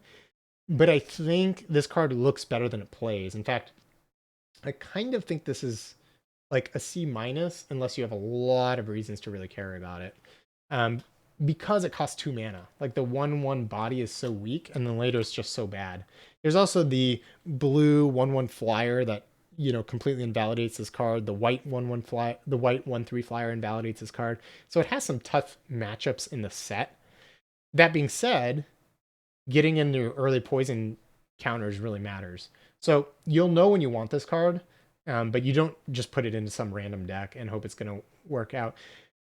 There is the white 1/2 flyer that also invalidates this card, but I think that card is a little weak and is more like a sideboard card because it doesn't block 2/2s. There's a lot of toxic 1/2/2s in this set, and so I'm not super into the 1/2 flyer in white. So the Siphoner, I think, has a little less competition there, but I mean, it is still its natural predator. Keyword huge time, folks. Here we go. Ravenous Necrotitan. I love that. 2 black for a 6/6 Phyrexian Horrid uncommon. 4 mana for a 6/6. Okay. Something is going on here. What's going on? Well, it has corrupted. You're like, yes, corrupted, right? Good things. Well, hold on. When Ravenous Necrotitan enters the battlefield, sacrifice a creature unless an opponent has 3 or more poison counters. So it's actually a downside. But you get a 4 mana 6/6, which is huge. And there's a little bit of Death Touch running around, but keyword huge actually seems to be pretty nice in this set. There is some catch-all removal, like we saw the Arrest variant in white, we saw the Claustrophobia in blue. There is the Bone Splitters in black. So there's ways to answer this card, but like it requires a removal spell. If we're talking about just like bodies, like there's not a lot that really interact with it. There's like the Death Touch creature at an uncommon in black, but this thing just rumbles. And if you have something small to sacrifice like a Might, even if your opponent's not corrupted yet, okay, or sacrifice that. 6/6 just is huge. Like it's not really on theme with wanting to, like, you get corrupted and you're like, okay, cool, we have corrupted and now I'm playing something that doesn't care about poison counters, but I think 6/6 gets over the border because this requires a double or even a triple block most of the time, or requires an actual removal spell. So Ravenous Necrotitan, it does require a little bit of work, I think. Like, you can't just put this in any deck. You either have to be able to get corrupted reliably or have really good sacrifice outlets. But I'm going to give this a build around B-, because if you're able to do one of those things reliably, this thing is just huge. And I think keyword huge is often overlooked. So we get into the B range with that. Yeah, there's just a lot of synergies with this card. I think it gets into the B range. Pull into black for me. All right, the next is the Scheming Aspirant. Gonna give you an offer you can't refuse here. 1 in a black for a 1/3. Phyrexia Advisor at uncommon. It says whenever you proliferate, each opponent loses 2 life and you gain 2 life. Obviously a build around. If you can't proliferate reliably, this card sucks. But if you got like 5, 6, 7 ways to proliferate in your deck, or repeatable ones ideally, this card is like incredible. Like, let's say you could proliferate every single turn. How good would this card be? It would be an A-level card. So that's obviously not realistic because proliferate's usually just like this one-time tacked on thing. But you play this, and then for the rest of the game, this is a game plan on its own. Now, a 1/3 for 2, the body is not that good, and it's relatively easy to answer, but really this thing is like a build around B. Most decks aren't going to want it, but if you can build around it, it's going to be one of the best cards in your deck, and you're just going to drain your opponent out over and over and over. Like, what you really want to do is have this, and then have all the things that care about, like the oil counters, and then have the damage matter. I'm a little bit more skeptical of using the proliferate for poisoning your opponent, because then they're losing life with this, but it doesn't really interact with the poison counters ticking up. So I like it. I mean, you're gaining life, which helps keep you alive, but I think the best way this card operates is caring a lot about a bunch of oil counters, growing things, and using it to push damage, because then this operates more like a Palace Siege effects. So it is a pretty cool card, and that's why I'm going to give it a build around B. Don't put it in a random deck, but obviously the power is there. Yeah, definitely a sweet one. All right, this is the point of the podcast where I'm starting to lose my voice because I've been talking for 4 hours straight, but we're going to press onwards. Slide 94, folks. Beautiful. Okay, Sheoldred's Edict. 1 in a black for an instant at uncommon, and you can choose 1. So each opponent sacrifices a non-token creature. Each opponent sacrifices a creature token, or each opponent sacrifices a planeswalker. Now, being able to answer planeswalkers, again, a little bit more relevant in the set with 5 mythics and 5 rare planeswalkers. So that mode is kind of nice, just tacked on. Obviously not why you're including this card in your deck, but Edict effects tend to not be great and limited because they give your opponents choices. However, one of the weakest part about Edict effects is that your opponent can sacrifice some random dorky token lying around, right? Especially because there are mites in this set. And so if this was just a true Edict, your opponent sacrifices a mite, not great, right? This card would be really, really bad to be in the D range. However, you get to choose, like if they had a really good creature token for some reason, great, make them sack that. But you can make your opponent sacrifice like a non-token creature. They still get the choice, so this card still is not fantastic, but it's a little bit better because they can't just sacrifice a literal token. The downside of this card, though, is that from what we've been seeing, getting on board is so incredibly important that your opponent's probably going to have like 1 mana, 2 mana type creatures in their deck floating around. So you do still kind of give them a choice where, like, okay, I'll sacrifice my 2-drop, my 3 or 4-drop still lives. So because of that, this card doesn't actually get appreciably better than, everything. Like, normally I would just say don't put the Edict effect in your deck at all. I think this is more like a D+. It offers a lot of modality, but none of those modes are particularly good unless your opponent has planeswalkers. I would board this in. If your opponent had a planeswalker, then this obviously gets a lot better. But I'm starting this at D+. I think almost every other removal spell we've seen is better than it so far, but at least it's not stone unplayable. Okay, what do we have next? Sheoldred's Head Cleaver. Chop it right off. We got 3 in a black for a 2/4 Phyrexian Warrior at common. It has Menace and Toxic 2. So this card has some synergies, but it's overcosted for what it does. But the biggest thing is that it's hard to block. Like your opponent has to hold back creatures so that they don't get poison countered right out of the game. A lot of the toxic cards we've been seeing scale based off of the amount of damage they deal and the toxic amount they have. Like you have a 2 mana 2/2 with toxic 1. While it's dealing 2 damage, it's giving 1 poison counter. 1 poison counter on average is worth about 2 damage. So it's kind of like they're going at the same pace. But this card, if you look at it, when it deals damage to your opponent, it's actually giving two poison counters. So it's kind of like it's functioning like 4 damage. So your opponent has to respect that and hold it back. If you have some nice combos, like we saw the combat trick, the offer immortality beforehand, where your opponent's incentivized to double block your creature with if you have menace. I could see a deck where you're playing some offer immortalities, you're playing your toxic creatures, your opponent want to keep blocking. So if you can put those types of things together and you're really focused on toxic, then this card can have a home. But you really have to care about toxic. Like you want all of them to have toxic. There's also, we keep going back to it, the white pump spell, +2/+2, and if the creature had toxic, you draw a card. That's perfect for this card, right? Where like you have a ton of toxic creatures, they want to double block your Sheoldred's Headcleaver, you give it +2/+2, you draw a card, you eat one of their creatures. So it does have a home, but it has to be in like the specific place. At the end of the day, I think it's just a C. But you really have to care about toxic for it to be good. Otherwise, just don't put it in your deck. So maybe I should put build around. It's not really build around, but it's like a synergy C. I'm going to leave it at C. Okay, Stinging Hive Master. Next, 2 and a black for a 3/2 Phyrexian Warlock at common. It has Toxic 1, and when Stinging Hive Master dies, create a 1/1 Might. So how good is that? So it's a 3/2 that can rumble, and then you get a Might out of it. They want to block it because of the Toxic 1, and then you get the 1/1 body after. That's pretty nice. Again, I've kind of talked about how like your 3/2 has to offer you more than that because otherwise they kind of trade down. Not that great. We've seen a lot of 2/2s for 2 in the set, so it's going to trade down with those. But you know, the fact that you get a might out of it, the fact that you could get multiple sacrifice triggers out of it, this plays really well in the white black and red black space. So this is just like a solid role player. I really like it. Sometimes also the 3/2s play well on defense, right? Where it can trade up. We haven't seen a lot of like 3/3s in the set. The more 3/3s that are in the set, obviously the better 3/2s get. We've seen a lot more 2/2s than 3/3s. So 3/2s themselves are a little, I think, worse in this set than they would be in that different environment. But that being said, I mean, at the end of the day, this is one of the better 3/2s we've seen just because it at least gives you back some of that material when it dies.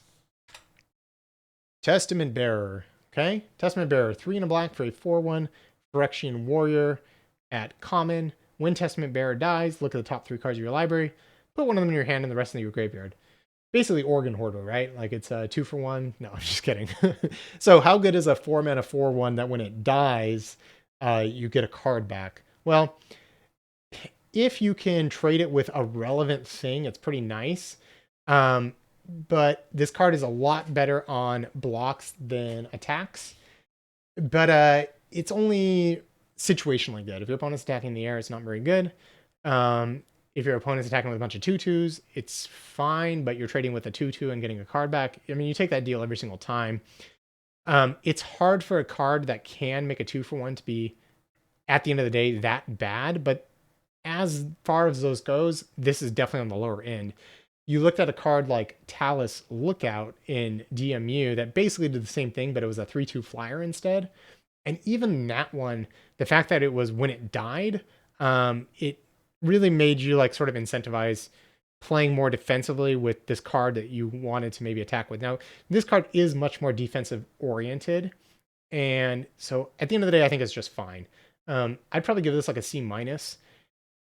It can give you a 2 for 1, but your opponent has a lot of control over what they're going to do. Like if you're starting down a board of like a 3/3 and a 4/4, this card looks like the best card in the world. But if your opponent's attacking with a bunch of mites, this card doesn't do a whole lot. So I'm going to give it a C minus. It's perfectly fine to put in your deck, but just doesn't really synergize with a whole lot of stuff. 10 years ago, this card would be like an A+. Like, oh, 2 for 1, it's amazing. But we don't live in that world anymore. Vat Emergence. Pretty cool art here. There's like a Phyrexian stepping out of the vat. Newly completed here. What is Vat Emergence? It's 4 and a black for an uncommon sorcery, and it says put target creature card from a graveyard onto the battlefield under your control. Proliferate. Pretty simple card. Nice. There's a lot of cool ETBs we've seen. Like there's the one that buys back creatures. There's the corrupted white-black uncommon we keep going back to that kills something when it comes into play. So if you ever get to combo Vat Emergence with something like that, this card is fantastic. Also, it can steal from your opponent's stuff because it can put into play from any graveyard. And on top of that, you get to proliferate. So again, we see this like proliferate's just tacked onto things. So you want to just like maximize proliferate here, proliferate there. This card we've seen printed again and again. And basically you're getting the proliferate for free. Usually like the 5 mana, return something from a graveyard. It does that with a small bit of upside. And those cards tend to always be like pretty decent. And I think this card, like as long as you have cards that it combos with, this card is pretty good to just put in your deck. And the fact that you can snipe your opponent's stuff is better too. The more ways you have to kill things from your opponent, the better it's going to be. Like this card is a lot worse if you have enchantment or a base removal, exile removal. So like you want to pair this more with like the Bone Splitters type effect, so you can actually like kill your opponent's big thing and steal it. That's a lot of words. I think this card's like a C. I think it's pretty solid. I think it does have some combos and synergies. But you can put in your deck. I think it'll usually work.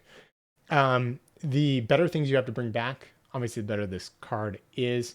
You can't overload on too many expensive things. But if you happen to have like the white black gold uncommon and like a good ETB effect on 4 mana, then suddenly this card has justified its spot in your deck. All right, rounding out black here, there's a couple more cards. We have Vat of Rebirth. For a single black mana, you get an artifact at uncommon. And it says, whenever another artifact or creature you control is put into a graveyard from the battlefield, put an oil counter on Vat of Rebirth. So it doesn't come with any oil counters, but every single time an artifact or creature you control dies, you get an oil counter. And you can pay 2 and a black and tap, remove 4 oil counters from Vat of Rebirth to return target creature card from the graveyard to the battlefield. Activate only as a sorcery. Quick pause here. Thanks, Simeon, for the raid. Appreciate that. And for those listening on the podcast, they won't hear this because I'm editing it out. All right, cool. So what do I think of Vat of Rebirth? I think it's too slow. I think if you want to return something, you're much better just getting it in one shot with the Vat Emergence. Whereas like the Vat of Rebirth, it just takes so long. Like, yes, I understand that you can proliferate with it, but how many times are you going to be able to return more than one thing from your graveyard? It's also only your graveyard. 4 is so many. Like let's say you need like 2 things to die and then proliferate. If you have a lot of skull bombs, those are artifacts that you can sacrifice for effects. This type of thing gets much, much better. So I could see like those types of things where it's like more of a synergy piece, but it requires a lot of setup. I'm going to say this is like a build around C minus. Like, I think most decks aren't going to want this, but if you have like the perfect home, then yeah, it's a card you could put in your deck, I think. It's also nice you can just pop it into play before curving out, and then anytime a trade happens, eventually you get your card back. But you really want to use it twice, because otherwise it just doesn't do anything. All right, Vraska's Fall. 2 and a black for an instant at common. Each opponent sacrifices a creature or planeswalker and gets a poison counter. Same the caveats that I talked about before with sacrifice. This one even costs 3. Poison counter is nice, but I think this card is just pretty bad. If you really care about getting your opponent to have a poison counter and you have a lot of proliferate and not a lot of ways to get them that first poison counter, this card goes up in value, but I think in general this is just a D. I'm not really into a 3 mana giving your opponent a lot of options and agency effect, and it doesn't even say non-token. So if your opponent is playing mites, this is a stinker. All right, our final black card at common and uncommon is Whisper of the Dross. Single black mana for target creature gets -1/-1 until end of turn, and proliferate. We've seen some cards that are vulnerable to -1/-1 effects. So I think actually this card has some pretty nice uses. We've seen the black 1/1 flyer that this kills. We've seen Throwing Bird that this kills. We've seen some toxic creatures that have 1 toughness, like the Double Striker that this kills. You can also use it like a combat trick because it's super cheap, especially on offense. If your opponent is tapped out, then you're not afraid about it. And if you have some combos like those oil creatures that get bonuses based on the number of oil counters on them, like +1/+1 over time, you can kind of use this as my creature gets bigger because of the oil counter, your creature gets smaller, good trades. So this card's just very flexible. All that being said, how good is it? Again, kind of just a C. You can't go overboard with this type of effect because -1/-1 just doesn't kill enough on its own. But between that and the proliferate and the combat uses, like this card is going to do something. I think you're usually going to be happy to put 1 into your deck. The more proliferate shenanigans you have, like the better this is going to be. Obviously, you can kind of put in the work to make this card function more like a C plus, but it doesn't come with that just on its own.